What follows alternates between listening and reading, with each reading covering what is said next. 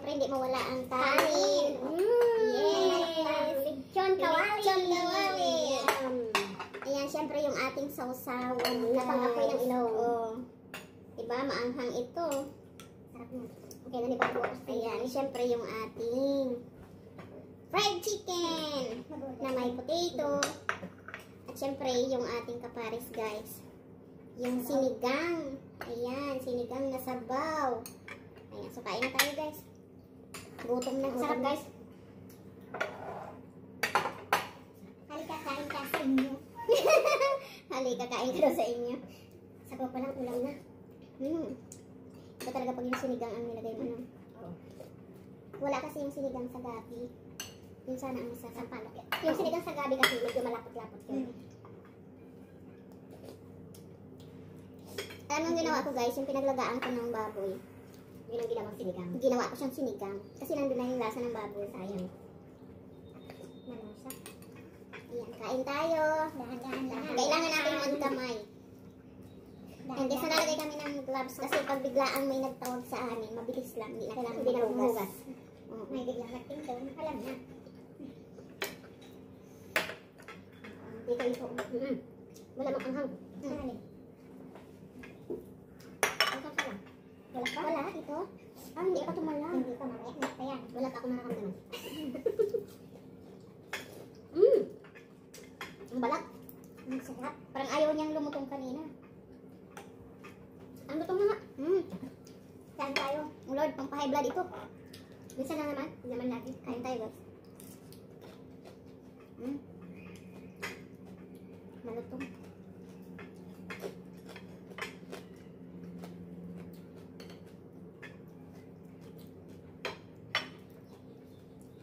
Guys, baka hindi nyo tanda yung aming bisita, ha?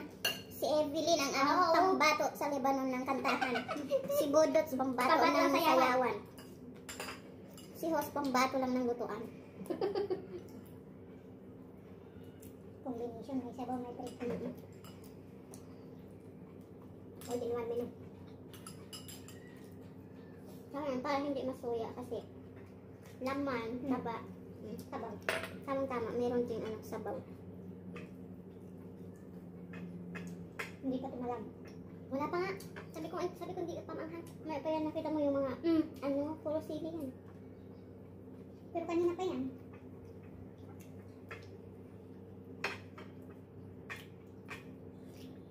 Yung CD ko nga doon, nakilagay ko sa inyo dito. Pag dinender ko dinurog ko. Pag tikim ko ng ganyan, ay, grabe ka anghang. Sabi ko, dalhin ko sa baba. Yung ibang siling binibili niya, hindi kasi manghang. Yun yung kinuha ko sa gumana. Tinuyo ko sa kako pinino. Lahat kasama, balat. Yun yung nakain niya sa tinula na ginawa niya sa panahon na nakain niya yung fresh. Fresh yun na kinuha ko doon tapos inano ko. Tinuyo ko.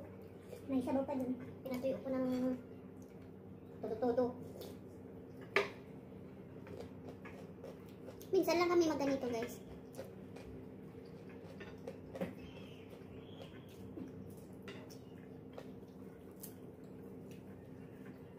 Sa Pasko gagawa ako ng lechon. Yung pork belly. Mabilis, magpapasko. Oo, ang bilis lang ng panahon. Akala ko talaga hindi siya lulutong ng ganito. Pag lumalamig pa lang.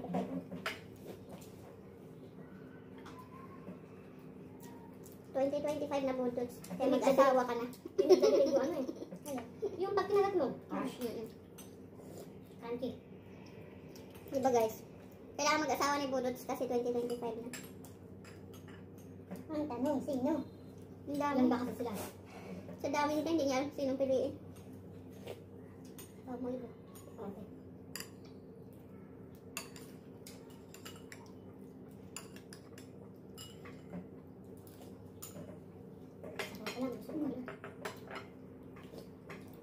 Alam mo yung mahabang isda?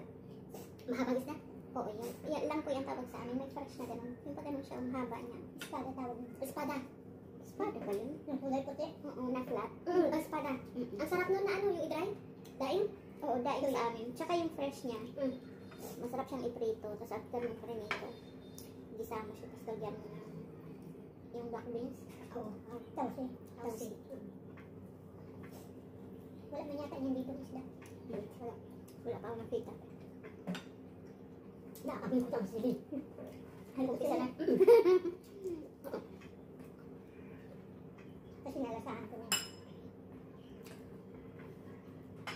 Sabi ko na siya. Nandyan na. Pasating na. Kasi yung mga gilid niya, sili yan.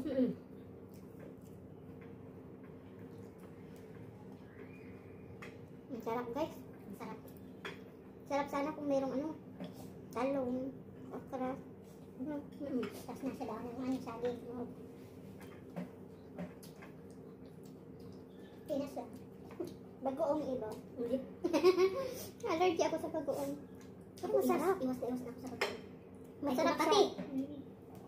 Masarap ang bagoong kaya lang kumakati. Makati ang labi. Buti na lang ako po kanong lang allergy. Kahit ipon. Kaya umiiwas na ako. Si Budots lang pinakamaswerte sa lahat. Ano nga? Kakain ng seafood, hindi na allergy. Kakain ng maraming hindi tumataba. Yun yung ako tumataba ko. Tumataba na ko yun. Yun yung pinadala mong hipon, di ba? 15 yun. Kinain ko lahat ng ulo nun. Oh? 15 ba? 15? 15 ba? 15. Yun na pala kita kita. Oo. 15 yun. Aram si sir, kumain lang mag-isa. Asan yung asawa niya? Sabi ko, lunch. Hindi dumating din. Dumating. Tapos sabi ko, kakain na ng ng chicken curry. Sabi niya, yum, pero may lunch ako. Kaya nagkakabihis ako ng ganito. Ah, hindi mo kasamahan si sir? Sabi ko, mamaya gabi ako. Sabi ko, mamaya gabi hindi. Wala na. Wala na tayo. Mamaya gabi siya kakakain ng curry. Sabi ko, ano kayong lulutuin sa mga bata? Naalala ko may chicken. Tanong mo ako kung gusto mo ka ng ano. Curry or ano. Depende kung anong available na ingredients ko. Hindi ako nang nagbili ng gata kasi coconut milk yung nandun. Ayaw ko ng coconut milk. Cream ang gusto ko.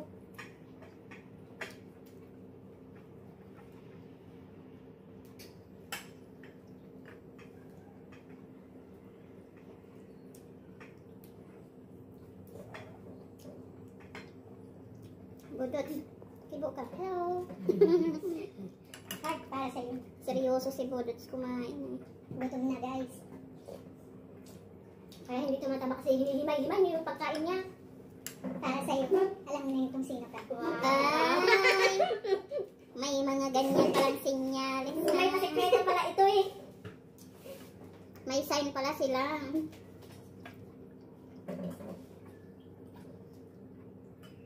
Sarap na may polio niya. Oo. Pinaano ko muna talaga siya, pinakuluan para medyo... O, pakulan mo tapos maya-maya patayin mo na okay na yan. Baka hanggang gabi na itong busog natin na ito. Maraming kaming gagawin kaya mamaya magugot. Tapos, baba ko ulit dito. Ayun, may cake pa. Hindi ko alam yung umpisahan niya. Pizza? Ilang box yun. Pinadala ko nga sa kabila ang dalawa rin. Problemado na kami guys kung paano ubusin ang pagkain. Ang daming pagkain. Pag madami din. Pag wala, ay Diyos ko. Ito lang ang maganda dito kasi, Para kang problema din kung kainin. di ba may mga, may mga hindi siniswerte na talagang makain. Wala silang makain. Pinukulong sila o ano. Dito sa amin, awa ng Diyos, hindi namin nasubukan yan. Ang problema namin dito kung paano namin ubusin ang pagkain. Ang dami. Hindi guys, tsaka bumibili kasi kami. Hindi kami yung ba. Siyempre kung aasa ka ng, hintayin mo kung ano yung bibilihin ng magugutom ka talaga. Ang ginagawa namin, pag sahod, bumili ka rin naman ang gusto mong pagkain. Kaya lang minsan, kasabay-sabay ang pagkain. Sabay-sabay. Magluto ka tapos may nagdala pa. Yung isang, doon, tuna yata yun. Yung isang, Sinasabi ko nga siya, ano ba ito? Tuna o chicken? Parang magkamukha eh. inamoy ko nga, sabi ko, tuna. Sa kanya makakain. Pag wala na. Kain. Kailangan mo tumaba. Dapat pag umuwi ka, si Budots mag-uumpisa pa lang yan. Ikaw, siguradong pag uwi mo. Derby. Hindi, nagigit talaga. Kaya nga sabi ko pag uwi ko, ano? Alam, bakasyon ng anak ko. Hindi yung nasa school siya. Masundan si Dawson. Ay, kawawa ka naman. Matagal-tagal. Umuwi. Ay, hihingiin ko sa 45 days na binibigay ng amo sa akin yun, pero hihingiin ko sa kanya tatlong buwan. Uy, kulang ang ano? Kulang ang 45. Parang kulang. Mag-stay ka pa sa Dubai. Ako kaya, sa dalawa hindi man nagtuloy. Nagtuloy, ganun. Sabi ko nga, yes, wala na siya tigil. Pag nakalusot siya, ibig sabihin, lulusot din ako. Nag-back out. Pero ano ko lang, kasi isipin mo kung mag-i-stay ka doon ng dalawang linggo, mag-process ka ng papel kasi doon. Diyos ko, ang uwi ko lang naman 15 days, di naubos na sa Dubai. Kaya nga. Pagkatapos kung nakarin doon, balik na ko ng iba. Hindi na kalari, pabalik ka na. Hindi nakaabot ang Pilipinas. Hindi kayo nakabanding ni Trixie. Sa susunod na bakasyon ulit, yun na diretso na. Kaya nga. Sana magbukas na yan. Sana magbukas na guys ang polo para makapagbakasyon ka. Iba pa rin kasi pag legal ka talaga nang makapasok dito. Gusto sana namin magsipagbakasyon, kaya lang. Sakripisyo talaga. Mahirap kapag madali ang umuwi. Ang problema, ang bumbong, pabalik. yung pabalik dito, hindi ka makapasok. Gusto pagkatapos ng fiscal.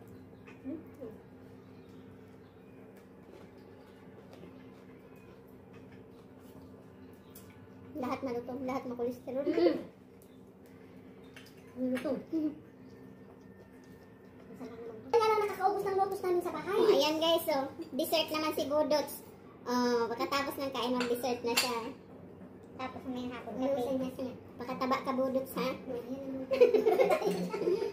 Pag nag-asawa ka, ubos yan. Kaya dapat magkalaman ka. Dapat magpataba ka. Tikman nga natin. Tikman mo. Ito yung ano, banatan mo yung chocolate sa ibabaw. Diyan mo na ibo. Walang kape. Wala na sinangat kang kape. Hindi, walang kape yan. May ice cream kami doon. Lagyan mo. Hindi nga ako pwede. Hindi, walang kape yan. Pero may ice cream doon sa bahay na may kape. Baka matayning ang kape yung nasubo ko na ko. Pag nakita to ni Tari. Bigyan mo si Tari. Sabihan natin. Nagdala kanina ng, nagkuha kanina ng ano. Ang dami ko rin pinamigay sa guard na Ganyan. pizza masarap. Oh, malaki. Hindi, maliit lang yan. Ano bang tawag nito?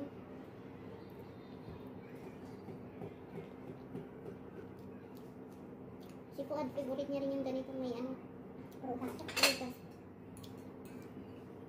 May pantay din. Alam ko na gagawin ko dito, Ibo. Ipapatigasin ko sa freezer. Tapos, Saan niya kakainin?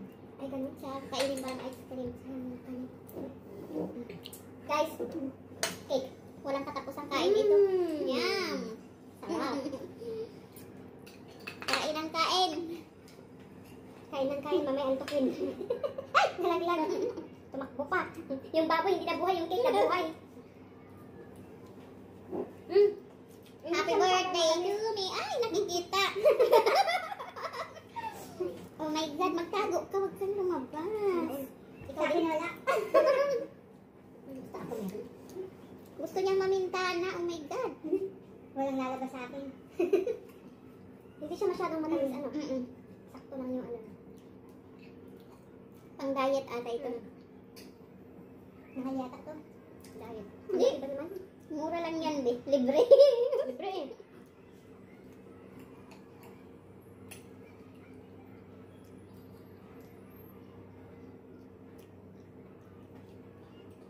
Parang yung loob niya, parang protective lang nila doon. Na may cream.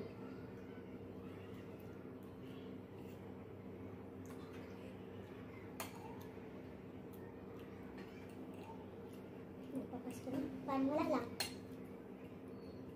Lumuwi ako sa Pilipinas na Pasko. Dito ang hinanap ko. Kasi dito ka lang nasana. Kahit ako rin siguro. Hinanap ko yung dito. Mas na-feel ko dito. Sana yun sa ulo. Hindi. Tsaka kung saan ka matagal nag-stay Oo, talaga. hanapin. Yun ang hanapin. Kahit si Amo, sabi niya nung sabi niya nakaraan, sabi niya, mas gusto rin niya magpasko dito kasi sa Paris. Kasi dito na rin siya eh.